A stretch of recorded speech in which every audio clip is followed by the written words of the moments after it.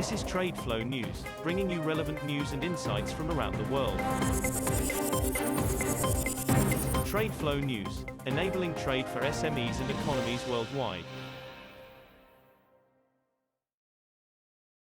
These are some of the key topics that we will be looking into in today's program.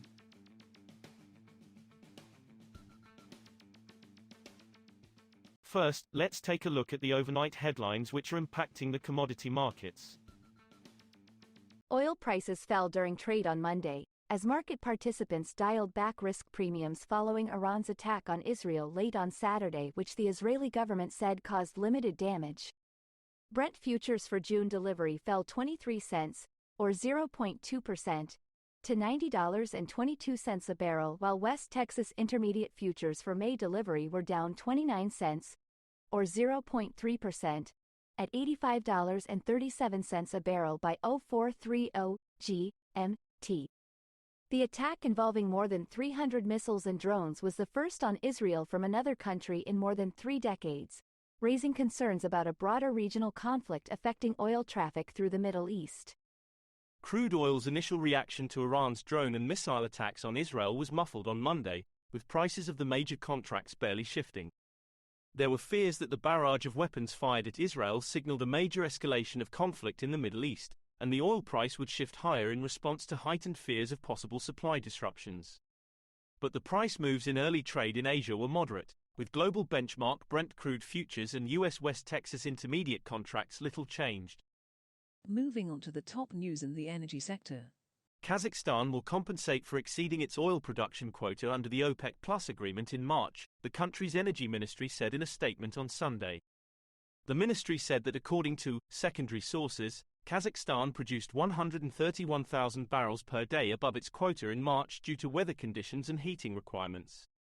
It said it would submit a compensation plan to the group's monitoring committee by April 30th. Safety at the Russian-held Zaporizhzhia nuclear power plant in Ukraine remains precarious, but the shift to a cold shutdown of all 6 reactor units, completed on Saturday, is positive, the UN nuclear watchdog chief said in a statement. Drones attacked Zaporizhzhia, Europe's biggest nuclear power plant, on Sunday, hitting a reactor building in the worst such incident since November 2022. Though nuclear safety was not compromised, the International Atomic Energy Agency, IAEA, has said. IAEA Director General Rafael Grossi said that with the end of the winter heating season in nearby Enerhodar, where most plant staff live, Unit 4 had been moved from hot shutdown on Saturday, bringing all 6 reactor units to cold shutdown for the first time since late 2022. Next, we have the top news in metal markets. Russian copper company and Chinese firms have avoided taxes and skirted the impact of Western sanctions by trading in new copper wire rod disguised as scrap. 3 sources familiar with the matter told Reuters.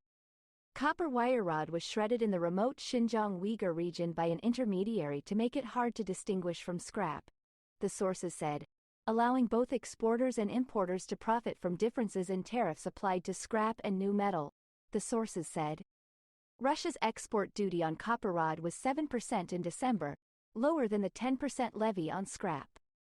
Imports of copper rod into China are taxed at 4%, and there is no duty on Russian scrap imports.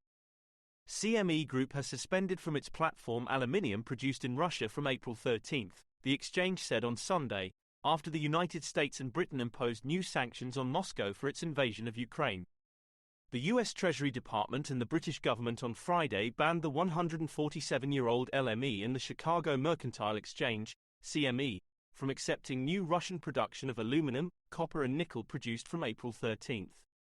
On its website, the CME listed Russian aluminium brands that could no longer be on warrant, a title document conferring ownership for delivery against its contracts. We will now look at the top news in the agricultural sector. Malaysian palm oil futures slipped on Monday, weighed down by lackluster global demand, although shrinking inventories in the world's second-largest producer capped the fall in prices. The benchmark palm oil contract for June delivery on the Bursa Malaysia Derivatives Exchange slid 5 ringgit, or 0.12%, to 4,277 ringgit, $895.71, a metric ton by the midday break. Market got some support from resumption of Chinese palm oil buying on Friday, but other destinations were lacking charm, said Anil Kumar Bagani, research head of Mumbai-based vegetable oils broker Sunvan Group. That is all for today's news on commodity markets. Stay tuned to TradeFlow News as we continue to provide you with more updates. We also invite you to follow us on Twitter at TradeFlow News, which allows you to watch our program on your mobile device or desktop to receive information from there.